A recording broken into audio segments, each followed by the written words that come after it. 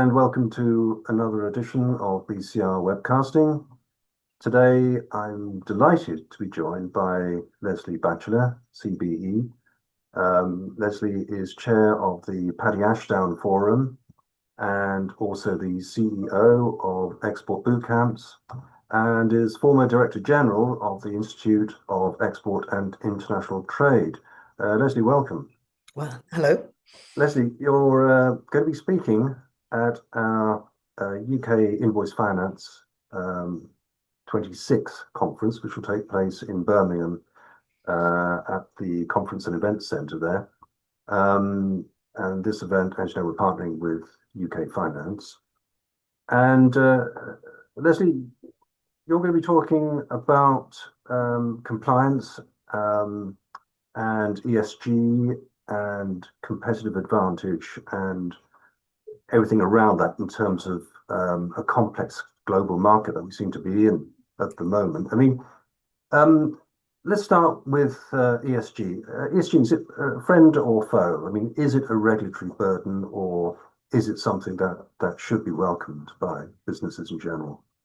Well, I think that's such a good point because, I think initially when it first came along, sort of 2010, around about that time, we were all beginning to think it was a bit of a nuisance, and it was just another sort of bandwagon that everyone was getting onto. I think as things moved on and we got more used to it, I think many companies started to see that actually when they adopted some of these things, especially in the compliance and the governance areas, they actually found themselves being a tighter ship and a much better organized company. And actually the benefits were beginning to come through. So when they were taken out of the voluntary reporting and into the more compliance-led areas, I think it made more sense to businesses. And I think, the accountancy world were accepting it as well and not just thinking it as a flash in the pan. Mm. So it was almost like a secondary benefit. It was kind of a drive for efficiency and Yes, forcing exactly. them to kind of look at themselves more closely. I think so. And I think as soon as it became a compliance issue, then actually they really had to look at themselves more closely and understand what they were doing. And I think it made them look at their supply chains more effectively as well. But I think there are other factors that made that happen as well, because if you think about it, world trade at the time, we've had, especially when we got into the 20s and we got hit the time of the pandemic, we've got this whole situation where people were, they had great long supply chains and they've shortened their supply chains, and they've thought about the logic behind buying something, thousands of miles away or 28 days away. It's that type of thing. It's really good business. It's really good business to think of those things.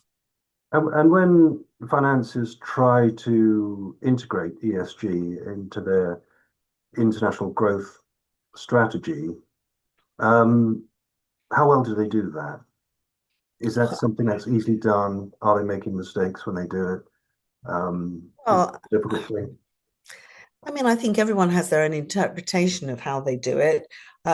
There are a lot of courses out there, and the Paddy Ashdown Forum actually does help people to try and understand what they could be doing and tailor it to their needs. But having said that, I don't think people have really quite understood, possibly with the advent of AI, as that gets involved with more and more of our processes, perhaps that will drive it a little bit further forward. And I think once businesses see that their investors are happy with what's going on, they will perhaps pursue it a little bit further. And we're living in a very sort of uncertain world at the moment, geopolitically particularly.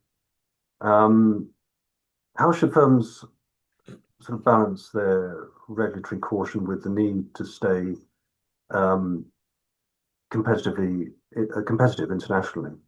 Mm.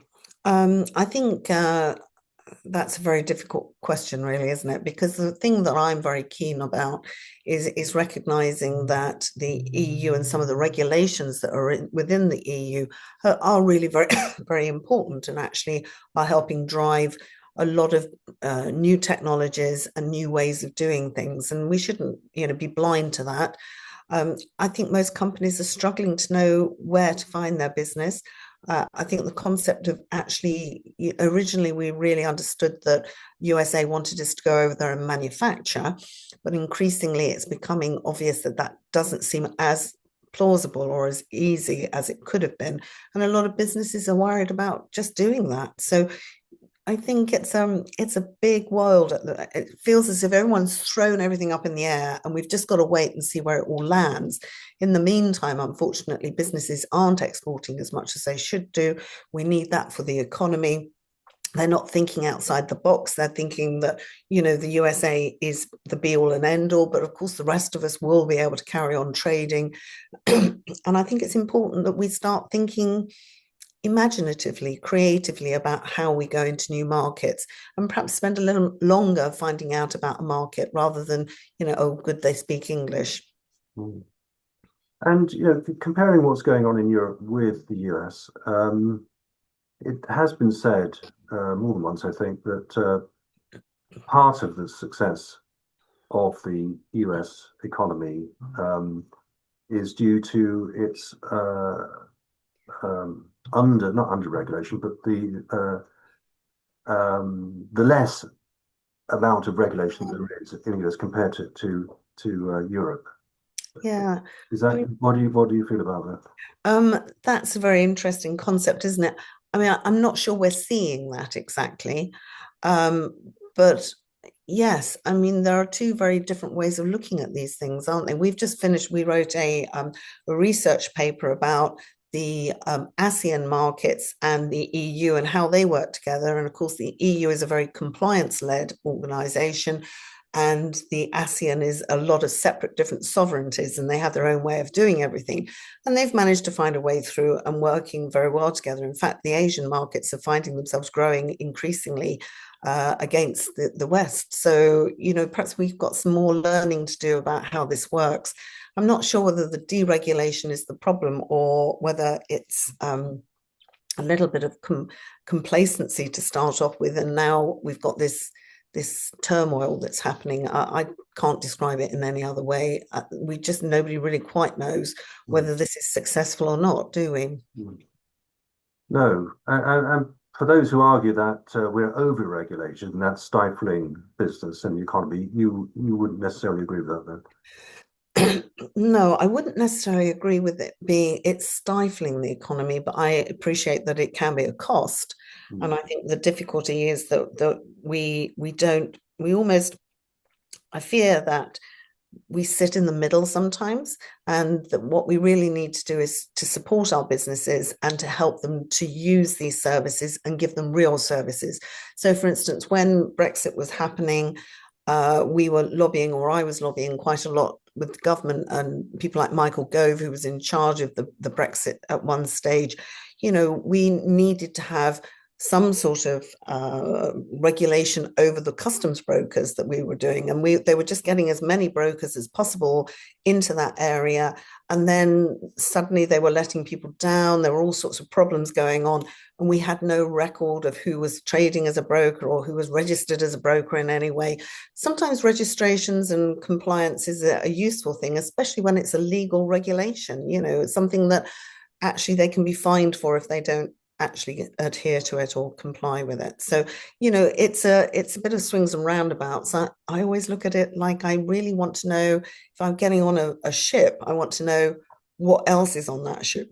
If it's a container vessel or something like that, or, if I'm getting on an aircraft, I want to know that the luggage has been checked. And if I'm going to spray my hair with something, I want to know that it hasn't got any dangerous chemicals in it. So where do we go from there, really? Perhaps I'm being too careful, but, I wouldn't want to take a pill that I didn't know where it had come from. Yeah, I see that argument. Lesley, thank you very much. And we'll look forward to hearing quite a lot more from you. Yeah, I hope so. At our UK Invoice Finance. Yeah, I'm looking forward to it. Which I'm not sure if I mentioned before, is on the 2nd and 3rd of March this year. And just to remind us, at the Birmingham Conference and Event Centre. Lesley, thank you again, and we look forward to seeing you at the conference. Thank you. Thank you.